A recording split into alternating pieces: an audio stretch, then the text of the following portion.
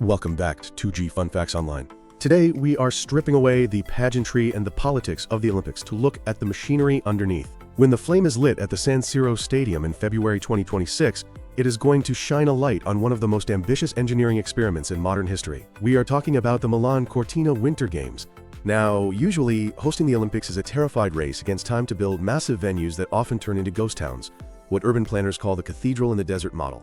But Italy is trying something radical. They are attempting to turn the games into a temporary tenant in a long-term urban regeneration strategy. This is the story of engineering gold. We are going to look at how engineers are stitching together the metropolitan bustle of Milan and the fragile ecosystem of the Dolomites into a single stage. So let's skip the small talk and get straight into the schematics. Our journey starts in Milan. This city has always been a construction site of the future. But for 2026, the engineering focus has shifted from building skyscrapers to what we call horizontal healing. The best example of this is the Olympic Village in the Porta Romana district. For decades, this area was an industrial scar, a disused railway yard that cut off southern neighborhoods from the city center. The master plan, designed by Skidmore, Owings and Merrill, treats this not as a fortress for athletes, but as a living part of the city. The headline here is wood, specifically Cross-Laminated Timber, or CLT.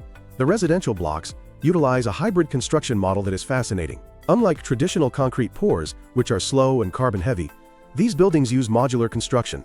They manufactured prefabricated facade panels and timber structural elements off-site and assembled them with Lego-like precision. This reduced the construction timeline by nearly 30%, which is a massive safety buffer for a project with an immovable deadline.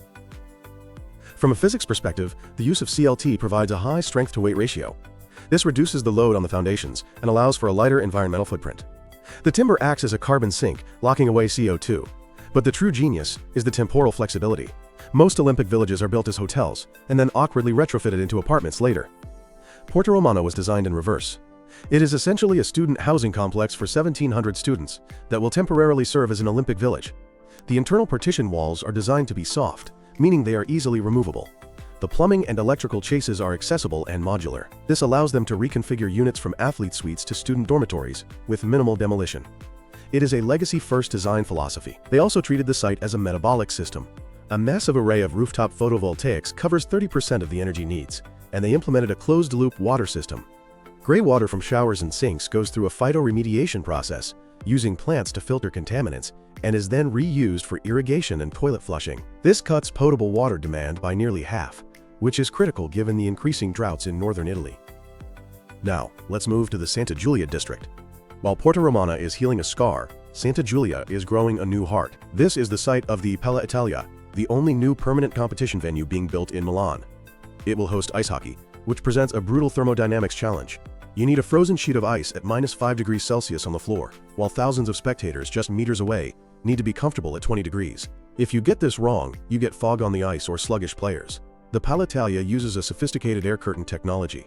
It creates a laminar flow of conditioned air that acts as an invisible thermal barrier between the ice level and the seating bowl. This prevents humidity from condensing on the ice and significantly reduces the energy load. Acoustically, the elliptical shape is parametrically modeled.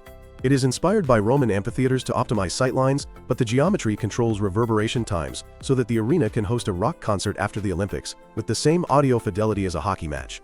The arena sits inside a master plan designed by Mario Cucinella that is inspired by the veins of a leaf. The streets and green corridors are aligned to channel prevailing winds for passive cooling, combating the urban heat island effect. Even the paving is porous to manage stormwater runoff, mimicking a leaf's transpiration. Leaving the city, we have to talk about the mountains.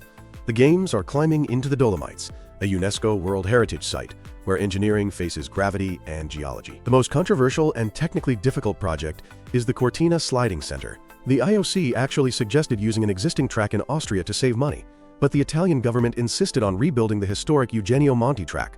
Building a 1,650-meter concrete snake down a mountainside is a geotechnical nightmare. The track descends through a forest with unstable, shaly soil. Before they could even pour foundations, engineers had to install a massive system of micropiles and soil nails. These are steel rods grouted deep into the earth to create an anchored curtain that prevents the hillside from creeping. If the hill moves even a fraction of an inch, it cracks the precise geometry of the track. Then there is the ice itself. Traditional bobsled tracks use massive amounts of ammonia for refrigeration. Ammonia is efficient, but if it leaks, it is toxic to the environment. The new Cortina track uses a glycol-based indirect cooling system. It is slightly less energy efficient than direct ammonia, but it is far safer for the surrounding large forest. The cooling pipes are embedded within the shotcrete structure with millimeter precision. A deviation of just a few millimeters in the concrete profile can create dangerous G-forces for athletes traveling at 130 kilometers per hour. The construction timeline was compressed into just 13 months, requiring 24-hour shifts and rapid-setting concrete additives adapted for low-temperature curing. Over in Val di Fiemme, the Predazzo ski jumping stadium is getting a sci-fi upgrade. The ski jump is no longer just a winter venue. The new in-run tracks are lined with a high-tech ceramic composite. In winter, a cooling system beneath the ceramic freezes a thin layer of water to create an ice track.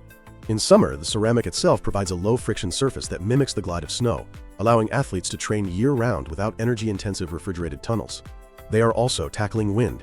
Ski jumping is terrifyingly sensitive to crosswinds. The renovation includes a new wind net system engineered using wind tunnel data. These are automated porous screens that can be raised or lowered to shield the flight trajectory. They also upgraded the floodlights to LED technology, capable of instantaneous flicker-free operation, which is essential for the high-speed cameras used in modern judging. Now, the defining challenge of Milan-Cortina 2026 is geography. This is the most widespread Winter Olympics in history, covering 22,000 square kilometers. Connecting these clusters required an infrastructure overhaul that is the invisible backbone of the Games. Let's look at the Val di Riga rail loop. For decades, trains traveling from Bolzano to the Pusteria Valley had to do a time-consuming reversal maneuver. The driver literally had to walk to the other end of the train to switch tracks. To fix this bottleneck, engineers designed a 3.8-kilometer shortcut that includes a stunning 172-meter arch bridge over the Asarco River. It is a bowstring arch design, where the horizontal thrust is taken by the deck itself, allowing for lighter foundations in the river's riparian zone. It saves 15 minutes per journey, which sounds small, but acts as a massive pressure release valve for moving thousands of spectators. Powering the Games in remote valleys without scarring the landscape with pylons required a stealthy approach. Terna, the grid operator, laid 130 kilometers of high-voltage lines completely underground. They used gas-insulated switchgear technology. By encapsulating high-voltage conductors in sulfur hexafluoride gas, which is an extremely effective insulator, the equipment can be compacted to 10% of the size of a standard station. This allowed them to hide the substations inside architectural shells that look like local chalets or barns. You could walk right past the industrial heart of the Games and not even know it. We also see a push for hydrogen. The Brenner motorway is being transformed into a green hydrogen corridor. In Brunico, a new station will dispense 800 kilograms of hydrogen daily for fuel cell buses. The challenge is dispensing it at minus 40 degrees Celsius to prevent vehicle tanks from overheating, proving the viability of hydrogen for heavy-duty alpine transport. While civil engineers wrestle with concrete, software engineers are building the digital twin of the Games. This will be the first Olympics to rely primarily on cloud broadcasting. Historically, you needed massive parking lots full of outside broadcast trucks. For 2026, Alibaba Cloud and the Olympic Broadcasting Services are using a virtual OB van. Directors in Milan can switch camera feeds from a mountain in Cortina, 400 kilometers away, with near-zero latency. This relies on a massive upgrade of the fiber optic backbone to ensure 100 gigabit connections even in remote ski resorts. It means fewer trucks driving up mountain passes and less diesel burned. We will also see AI entering the broadcast. A system called Cloud 3.0 will process feeds to generate bullet time replays within seconds. In curling, an AI called Curling Hunter will track the stone and project a ghost line onto the screen, predicting the curl and resting position with physics engine precision. Finally, we have to talk about sustainability beyond the buzzwords. The Alps are warming at twice the global average, so this isn't optional. The snowmaking of 2026 is what we might call techno-snow. The systems are integrated with GPS and LiDAR mapping. Grooming machines are equipped with sensors that map snow depth in real time. This data controls the snow guns, ensuring they only spray water exactly where the pack is thin. It is precision farming for snow, saving an estimated 30% of water and electricity. The water itself is sourced from high-altitude reservoirs that capture seasonal meltwater. To tackle carbon neutrality, they are using HVO, or hydrotreated vegetable oil.